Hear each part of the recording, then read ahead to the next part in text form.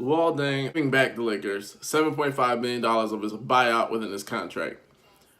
That $7.5 million opens up $38 million worth of cap space for the Los Angeles Lakers in the season of 2019.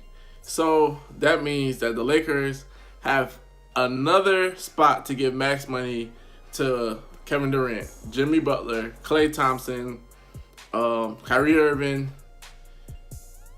Kawhi Leonard. All these people are going to be free agents in 2019. So that being said, this is a huge deal that Luol Deng was willing to give back $7.5 million. He's still going to walk away with $29 million, so that's not bad. Originally, he signed in 2016 for $72 million for 4 years. So, I mean, his man was making buku bucks. A lot of people feel that Luol Deng did this out of the altruism, out of the kindness of his heart. But really, the reason he wanted to do this so he could get waived by the Lakers so he could go play somewhere else. If you guys remember the old New York Knicks deals where they had, I think they were still paying Patrick Ewing, John Starks, Latrell Sprewell. I think it was Patrick Ewing, Latrell Sprewell, and Allen Houston. They owed them big money way after those guys stopped playing basketball for them because of the buyouts. Well, Luol Deng didn't want to be in a situation like that, and Los Angeles Lakers didn't want to be in a situation like that. But the main reason he gave back the $7.5 million so he could go play somewhere else. Like, he hasn't played. Last season, he was benched every single game except for one game. So he's looking at himself. He's like 33 years old. He could still contribute to a team. He could collect a paycheck, but I think for the love of the game, he wants to play. You know, you don't play in the league for so many years and just sit and collect a paycheck. You want to play basketball. You want to be useful. Plus, he can sign another deal somewhere else. I'm hearing the Minnesota Timberwolves are looking at him right now. So he can put a contract on top of a contract, which is huge. So Los Angeles Lakers now have their pick. So now they really, 2019, they could go after it or they could do a trade during the regular season if they see things are dire. One of the questions that came up was, who do you go after? Klay Thompson, Kawhi Leonard, or Kevin Durant? Talent-wise, I would only say Kevin Durant. Out of those three guys, I would say Kevin Durant because he can shoot, score, pass, play make, rebound, defend. He could do everything. And he didn't become that player when he was at OKC, but his MVP year helped push him. But going to Golden State Warriors pushed him a hell of a lot. KD is a way better player than what people are giving him credit for. Two-time NBA Finals MVP, back-to-back champion. He's a beast, averaging 30-plus points. He's a beast. Like, he's a way better player than what people want to give him credit. People think it's like Klay or Steph that's making him do this. All I gotta say is Game 3, 2017 NBA Finals, Game 3, 2018 NBA Finals. The next best player I would say out of that trio would be Kawhi Leonard. And talent-wise, the reason I say Kawhi Leonard, and people say Kawhi Leonard is a better all-around player. He's potentially the best player in the game, but Kawhi Leonard just started scoring double figures and just started taking the reins as a playmaker, making plays for other people. He was the NBA Finals MVP, of course. Much respect for that. But in terms of running his own team, he's always had the tutelage. Where when you look at somebody like a KD or even a Klay Thompson for that matter, they never had the tutelage to become a champion, like from a crazy veteran, like a Tim Duncan. Klay Thompson didn't come in playing with like a legend like a Tim Duncan or a Tony Parker. Tony Parker got 4 rings or 3 rings by the time by the time Kawhi Leonard came there. So Kawhi Leonard basically he hit the basketball savants that he was surrounded about.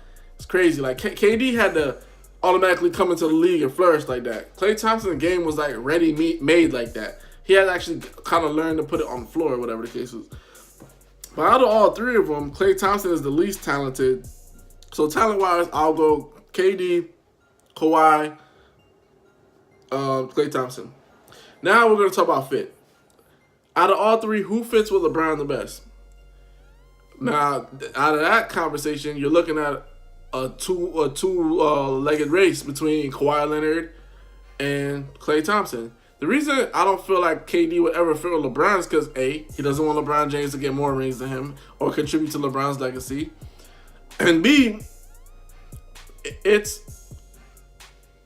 could fit their games together but what they both demand on the court would be odd. It would be like every single time you're playing a game, it's like you're playing an all-star game with them. And it would just be like weird, the kind of responsibilities that they each would have to undertake. Because you put those two together, like who's going to be your point guard? Because LeBron's going to want to play the point. So your team is going to be like a little frayed. Talent-wise, I mean, that's amazing. But fit, I don't feel like they will fit that much. I feel like they will step on each other's toes a great deal. Sort of like Dwayne Wade and LeBron James. And honestly, one can't defer to the other because LeBron could come in there and say, I'm the best. I've been the best player for 7-8 years or whatever. But KD could be like, dog, I just bust your ass twice in the NBA Finals. Like, I'm the best player. So, who gets the last shot, et cetera, et cetera. So that doesn't fit well. So it's out of Kawhi and it's out of Klay. Now, Klay would fit with LeBron James. But unlike Stephen A. Smith, I don't think Klay Thompson and LeBron would be enough to take out the Warriors, which will have Stephen Curry, Kevin Durant, Draymond Green, and possibly Boogie Cousins. I don't think that would be enough. That would be a great start, but I don't think that would be enough. Fit-wise, though, Klay would fit because Klay would defend the best player, and he would be the knockdown shooter that LeBron James needs, like a Ray Allen, Mike Miller. Like LeBron always needs to play with a knockdown shooter. That's how he gets off. That's how he's successful. So he would be that knockdown shooter they would need. Then you have Lance Stevenson. You have other guys that could do other things, play make. So Klay wouldn't have to do much of that. So Klay would fit really well as well. But to me, the best fit is going to be Kawhi Leonard. Because Kawhi Leonard helps the Los Angeles Lakers build for the future. While Klay can help LeBron now, in the Lakers' future when LeBron, let's say, were to retire or were to leave, Klay can't be that franchise player, in my opinion.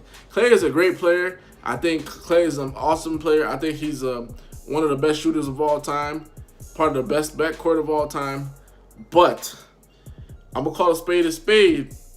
Klay, he doesn't seem to play like have the whole franchise's hopes on his shoulders. And honestly speaking, even when Steph Curry initially came into the league, we didn't see that with him. He built himself into that. I'm not saying that Klay could have ever built himself into that, but I'm just saying right now, no. When you look at Kawhi Leonard, though, he fits with LeBron now. He can knock down threes at a good clip. He won't be expected to score that much, which is great. But then when LeBron leaves or whatever, retires, Kawhi Leonard is still in his prime.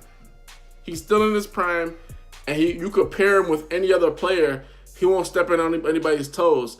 And his personality, like Klay's personality, fits with LeBron. But also their game kind of fits as well because Kawhi Leonard is like a dirty work / I'm a scorer when needed. Like he does everything when needed. And Klay Thompson is sort of like the same way. He'll take a back seat and stuff like that. But the thing with Klay Thompson is, what about if LeBron gets hurt? Or what if LeBron sits down? Like, can Klay give you a 37-point game with 2 dribbles again or something like that? 37 points in a quarter. Can he do stuff like that consistently? And I don't think so. But Kawhi Leonard consistently could get you 18 to 20, 5 rebounds, 6 rebounds, 5 assists. Like, Kawhi Leonard is that Swiss Army knife. He's like Andre Iguodala, but on steroids. So, that being said, and Kawhi Leonard shows himself to be a franchise player. He was the Spurs franchise player, before he got hurt in the playoffs. So that being said, that's a no-brainer. The Lakers have to and must put a lot of their eggs in the basket. I'm not saying all, but you have to go after Kawhi Leonard. Because if you pair those two together, we're talking about the reincarnation of Michael and Scottie. And I would say a more skilled version because LeBron James has upped his shooting and Kawhi Leonard has upped his shooting. So now you're looking at a 1A and 1B kind of conversation we're having that we haven't seen in a long time since Kobe and Shaq. That was 17. Jeez, that was 15 years ago, guys. Kobe and Shaq, where you're looking at 1A and 1B. A lot of people feel like Kobe rode Shaq's coattails, but after the first finals, Shaq was averaging 30, Kobe was averaging 29. So that's what kind of status we're talking about here. So Lakers have to go after that. That's magic within itself. Then you can slide Kawhi at the 2 or the 3, or LeBron at the 3 or the 4. I mean, we're talking about something crazy here. We're talking about lights out, nonstop action there. So As much as a little Klay, Durant, or whatever the case is, Jimmy Butler would be a great constellation. You have to go after Kawhi Leonard. He wants to be there. He fits. He doesn't need a lot of limelight. He doesn't do a lot of talking. He doesn't let things get on his nerves. He's not just one-dimensional. He's a better playmaker. I'm not gonna say he's a better playmaker than Durant, because Durant makes a bunch of plays. And he was forced to be a playmaker in many instances, more than Kawhi. But he's a better playmaker than Klay, so you have to go after Kawhi Leonard in that circumstance. Hoops Junction, where hoops meets hoopla. Like, comment, and subscribe.